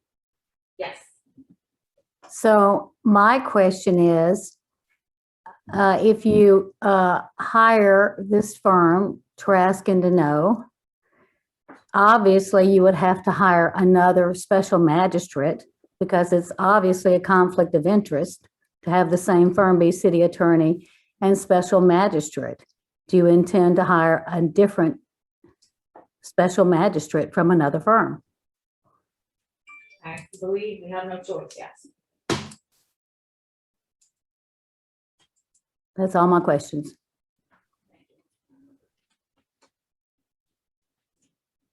Okay, any other attendees which is here to any other attendees? I see no other hands raised. We have no further discussion. Mary, can you please call roll? Commissioner Blackburn, Yes. Commissioner Kraut, Yes.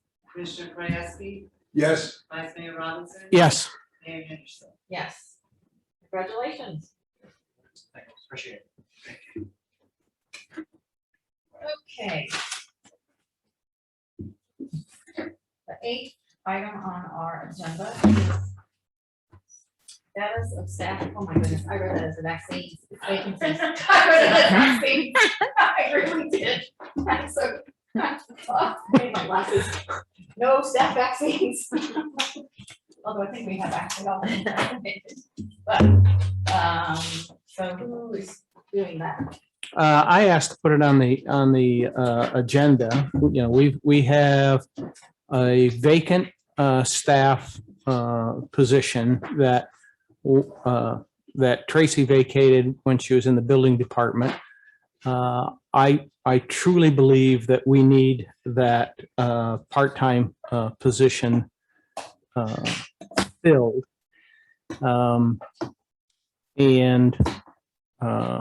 Yeah, we need it filled. There are a ton of things in the area which I oversee, which is LMS, CRS, that we have not been able to address for the past several deputy clerks and clerks. It's just work that is left undone.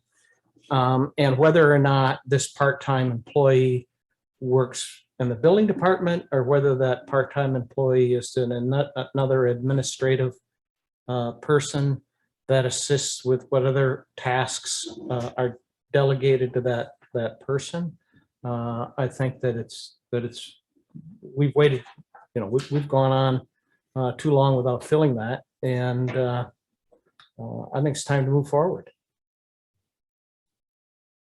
Well, I kind of wanted to let it play out a little bit with the accountants because Mary is giving a lot of that. They haven't started doing any of the day-to-day stuff at all. Not at all. So I just kind of wanted to see how that would play out. I have a meeting with Mary and Tracy to go over how they can split up some of their work. Just to see how much is freed up with the accounting when she passes it over, because that's both Tracy and Mary that will be freed up. And Mary gave me an estimate of what, 30 to 35 hours a month of extra time that you won't have to do your accounting duties. I need more than that devoted to LMS and CRS and support for activities that are underway now. So, you know, it's in the budget. It's a funded position. And unless someone objects, I think we need to move forward. And if it requires a motion to move forward, I would make that motion that we immediately go about hiring a part-time employee to assist in building or administrative work for the town. I'll second the motion. Okay, we have a motion and a second. Any discussion? I have to say, I totally agree. You know, I think the workload is such that it absolutely demands that we do something. I do have one question on that, when you were talking, Vice Mayor, about the LMS, CRS. Is not that in the building officials' job duties? I'm not sure where you're going with that. That's in the building, that's the building official as the floodplain manager to oversee it. Mhm. But there are a lot of Nitty-gritty. tasks that need to be done to, accumulate all of the data and to make sure that we're moving along with the calendar appropriately. And I think you need staff help to do that. And we haven't had that, quite honestly, for as long as I can remember. I agree. Okay, any discussion? About the public. I'm asking. I'm sorry, was the motion to hire a part-time Yes. Yes. We did building dollar clerk or amount. building or what? No, whatever we Whatever you want were to, paying in the receptionist, past, whatever. admin, Our receptionist, whatever. Depends on what we're gonna have to do. We have in the budget, we just have to, it's in a total budget in the building department. We could take out I think I had 28 hours budgeted. I can't remember the dollars, but we can look and see what Tracy's salary is. We can balance it out and see what we have remaining, but it should be at Yeah. least. And I think we need to rework the position description a little bit, but it's a general administrative position, whether that person is, whether that was quote, the building Right, yeah. department part-time person, or It's- whether it's it's just another hours administrative needed. person, Work- is just work define needs to the be done the for the duties. hours. Well, what if the town administrator has someone, when we hire that person, that they would like to bring on that position? Well, we're the ones that, Yeah. Why not, just I- asking, maybe that's a lot of times what they do. Well, we've only Mm, had one reading of the town administrator position. It's We gonna have to take read too that long. again. Then we have to adopt the position description, and we just keep, delaying. And Yeah. I just want to move forward. Yeah, and If we're not capable of hiring a part-time part-time person. employee to provide some assistance here, if we got to wait for a town administrator to do that, I think we're making a mistake. And I would agree with Michael too, because actually, as part of the interview process, when we were hiring the building official, it became clear to me that our town is significantly understaffed just in the building department alone, with the resources between the two gentlemen that were finalists and the amount of staff that they draw it upon to help. And both of those communities were pretty darn close in size to Redington Shores. So I would agree with Michael that we need to do this sooner or later. It's a part-time position.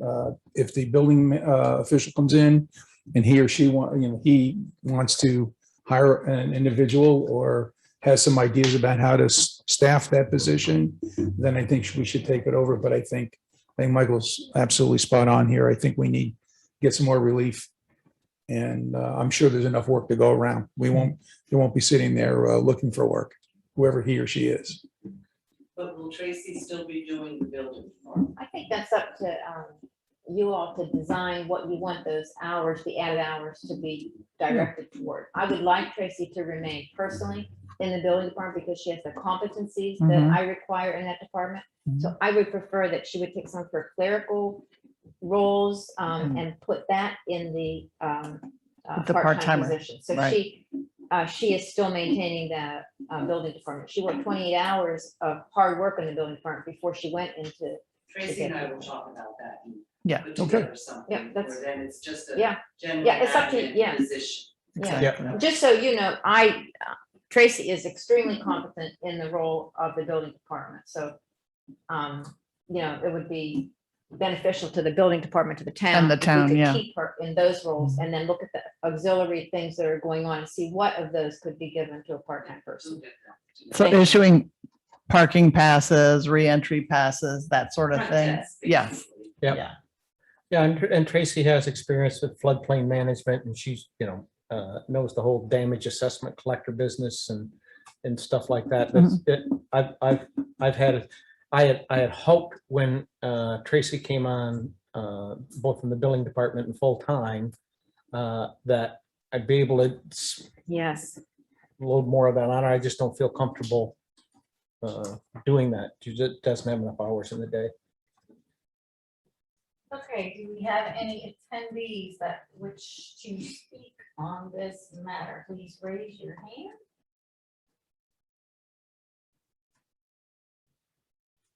I see no hand. Mary, please call roll. Commissioner Blackburn, Yes. Commissioner Kraut, Yes. Commissioner Grayson. Yes. Vice Mayor Robinson. Yes. Mayor Henderson. Yes. Okay, ninth, under old business. Oh, it's a really long agenda.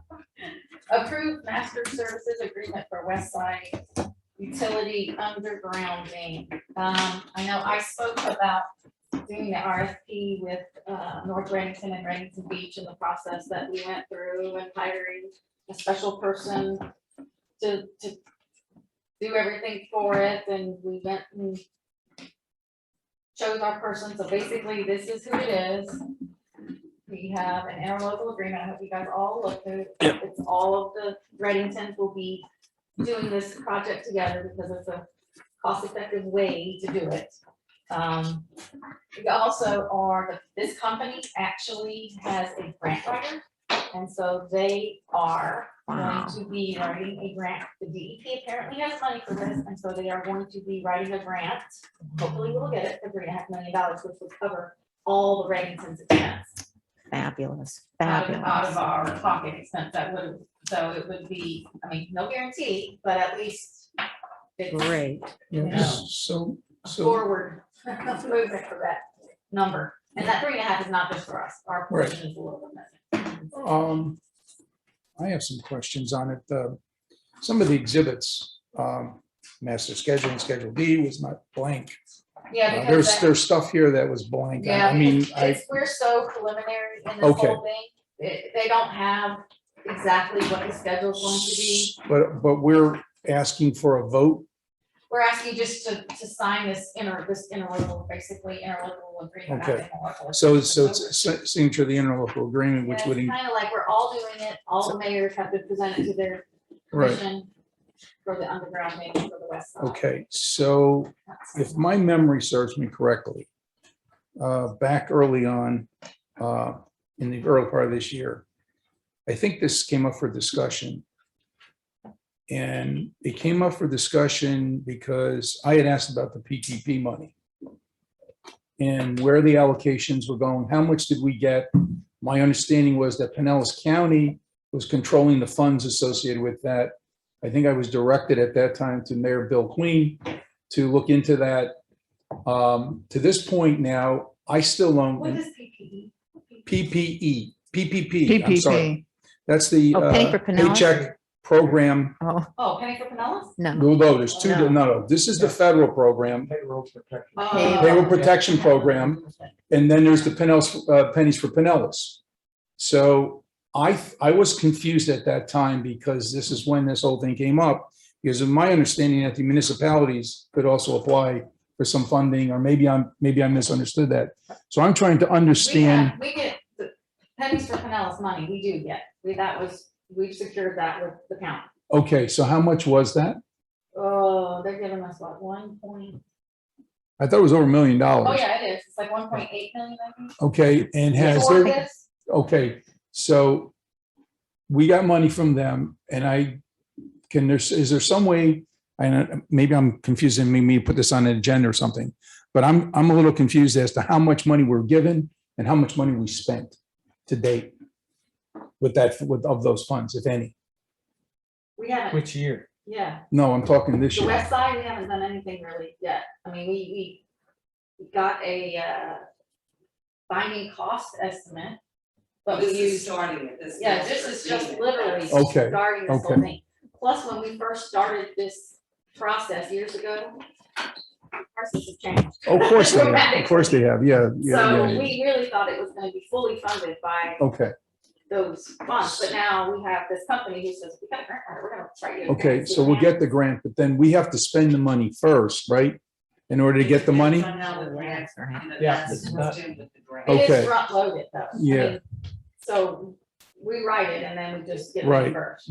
Okay, so my next question is this in the budget? This money? I believe we have money in the line item budget for receiving grant money, well, not the grant. Not granting, Pinellas for, Pinellas, Penny for Pinellas, right, what they're allocating for this year. right. So there's the income and the expense in the It's like capital. a 5-year. Okay, Yeah. that's the part that's the part I was trying to understand, because I was still confused as to how much we have for this year, the fiscal year, and how much we spent. And then obviously that's on the side now, we're going to be voting on the budget for next year. So I want to understand where we are for next year It's a- and, you know, what we're planning to allocate against the funds that we're allocating in the budget for the 2021-2022 budget. So understand that the penny for Pinellas, In fact, I hate to interrupt you, but Go ahead. with your all's permission, Lauren needs to leave. She's Okay. representing Sure. the Safety Harbor spot. Okay. Lauren, thank you very much. Thank you, Lauren. Harbor We'll see you. tonight. See you at the end of the month. She needs to go start another commission. Yeah.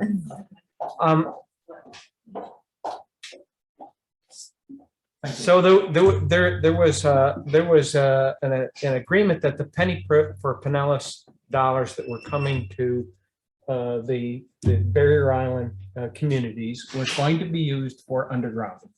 Okay, undergrounding of utilities on Gulf Boulevard. Right. Specifically.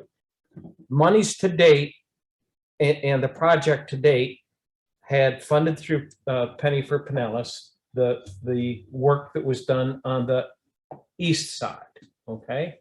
Now what's been done is they have been out and help me out, Mayor, here if I misspeak myself, because this is you're in control of this or managing this, is that the communities got together, everybody agrees again that Penny for Pinellas money will be used for undergrounding. They've spent a great deal of time identifying the right contractor and the right resources to do that work. Not all that thrilled to go back to the same people that did the east side. So that's where that work has been done. That's where it's been worked toward. For the past several years, we have received funds from Penny for Pinellas as revenue, and we have expended those funds for the undergrounding. So that's been in the budget. That's the same way moving forward that the budget is designed to do going forward. We'll receive Penny for Pinellas funds. We will expend funds for undergrounding on the west side of Gulf Boulevard. So it's in the budget. All right. To answer that question. Okay, that's good. But It's in the budget. I've been here since November, right? Yep. And so I'm kind of getting brought up to speed here, and I know my memory's failing me. I'm not getting any younger, but I just wanted to reconcile. I can see that. That's two, Michael. One more, and you're out. Push it to the end. Next year. It's not over yet. Oh, God. All right, thanks, Michael. Yeah, no, and part of the reason that we're not going with the same people that did the east side is the cost. They were like $16 million to do our project. Yeah. So they were significantly higher than what we're looking at with this new company. And they have a great track record. We have Indian Rocks there, they've done, and it's great. Okay, So, super. yeah. All right, thank Might you. I ask like the time, when you're thinking that this will start into play, like when is the, I think they'll probably start rolling in, I think, January. Wouldn't swear to it, but I think we're waiting for hurricane season. I was just I was just saying, gonna say, they probably want to start with that's anything much Yeah. before January. yeah, I was just thinking about that. That was like perfect time. I couldn't believe they were cutting up the roads down here in You Union don't Shores have in to- the middle of hurricanes. If they're the same guys, you know, some folks. Okay, so, yeah, we'll approve the concept of it. Thank you, because without- I'm trying to Yes. understand what we're voting on Because tonight, you know. and I'm confused. I don't think you can vote on the contract. Yeah, when it right. doesn't have the essential Yeah, terms. right. Right. No, But this is just. Yes, as I understand it, what we're doing is we're agreeing to this, Company. to this master service agreement along with the rest of the communities so that we're all Right. demonstrating our commitment Right. to Yeah. work this out with It these was not, these it folks. was not an easy, I mean, you can't imagine how many meetings I was at and dealt with for months and months and months and months to come to this, Okay. so we're, we made a lot of headway and Right. it's a great thing to have Carrie Kennedy who Yep. did everything. So with that, I would make a motion that we ratify the master service agreement for professional services designed I by second it. utility underground conversion. I second it, Subject to coming back once. Subject to coming back with, right. and approving the numbers. Right. I second that motion. Subject to coming back, excuse me, what was that? With the right, finances, the with the exact finances. number. Filling in the blanks. Yeah. Filling in the Finances, Finances, the dates on it. Right. Yeah, that's just minor details. Yeah, the this small- is a motion to approve the agreement, not the finances Subject to associated with it, ratification of to the- require a separate motion for that purpose. All right, That, just make sure it's on the understanding of everybody that final approval of the contract will be considered once all the essential terms are known. Correct. Great. Yeah, Ts and Cs do matter. okay. Motion and a second. Any other discussion? Commission, I'm gonna ask the attendees. Do you have any attendees that wish to speak on this agenda item? I see no hands raised. Give it another second.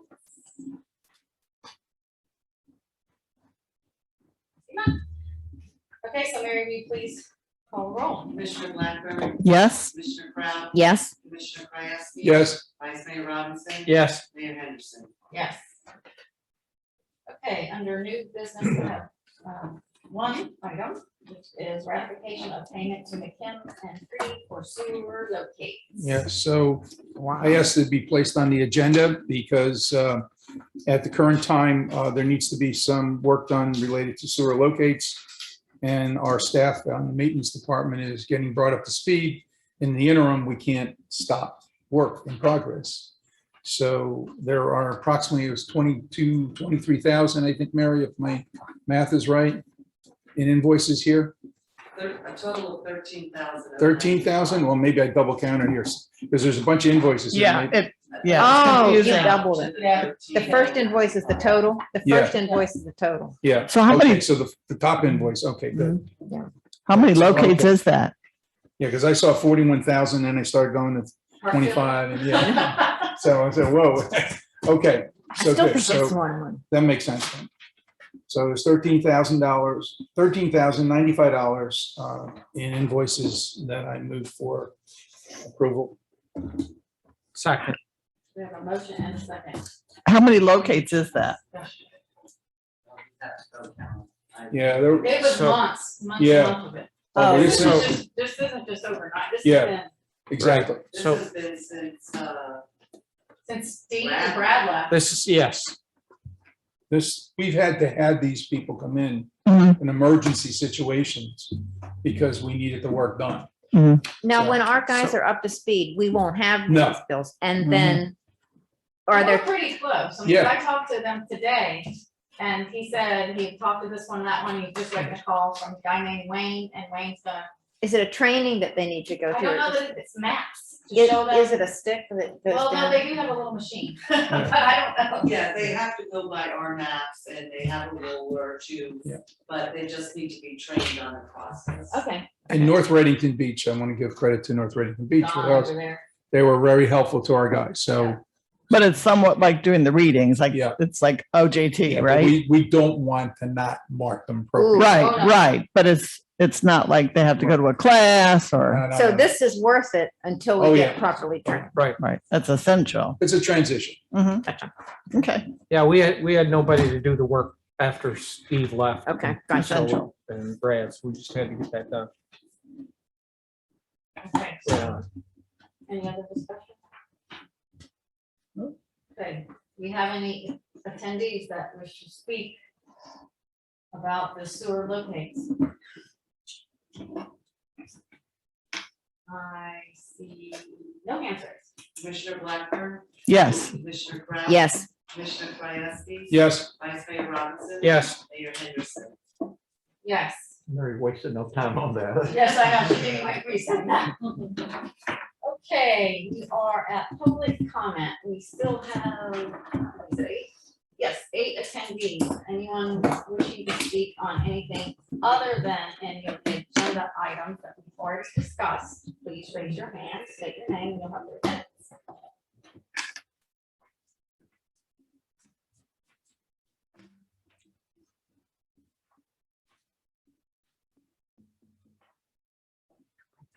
Oh, you got a hand. It is Leslie Coppin. Leslie, you need to unmute yourself. You'll have 3 minutes. Please state your name and address. Hi, my name is Leslie Coppett. Can you hear me? Yes. Okay. I live at 17819 Lee Avenue and own a home also at 120 177th Terrace. And I was just following up since both of my homes are in the CTF district. I was wondering how it was coming with the certificate of uses and how things were moving forward. We still seem to be having some issues with parking and exceeding the number of people staying per property that was in our ordinance. And I was just wondering how we were doing with compliance, if anyone could speak to that. Thank you. Thank you. Leslie, I mean, I can tell you we are working on it, and Tracy has an updated list of the people that have obtained their certificate of uses. And I believe that notices of violation will be going out shortly. So that's all I can really speak to on that right now. Via Danny or? I think it's He signs those. Danny and, is it Danny and Indian Shores working together or something? I think they are. That was my understanding. So, but it's not just the people in the CTF that have to have the certificate of use. It's anyone who's grandfathered in those handful of properties that must obtain that certificate of use. So just to clarify, it's not just for the CTF. But anyway. All right. I see no other hands raised. So we are moving on to miscellaneous, which is a special meeting Monday, September 13th, 2021 at 5:15 p.m.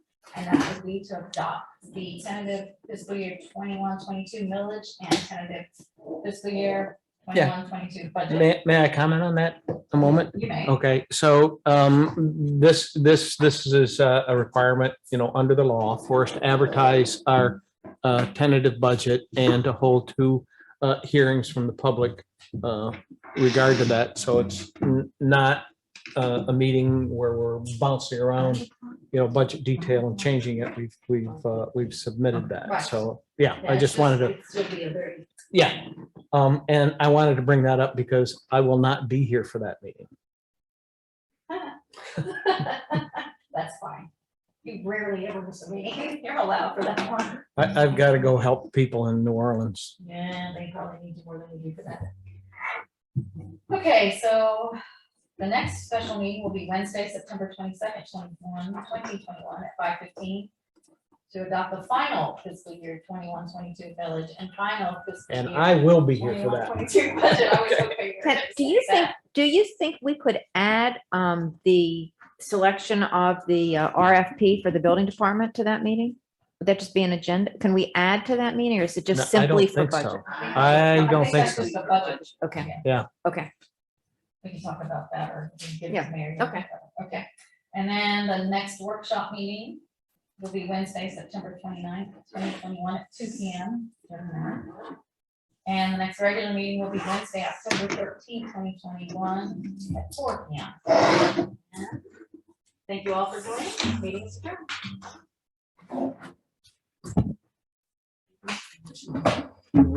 Yeah, so my son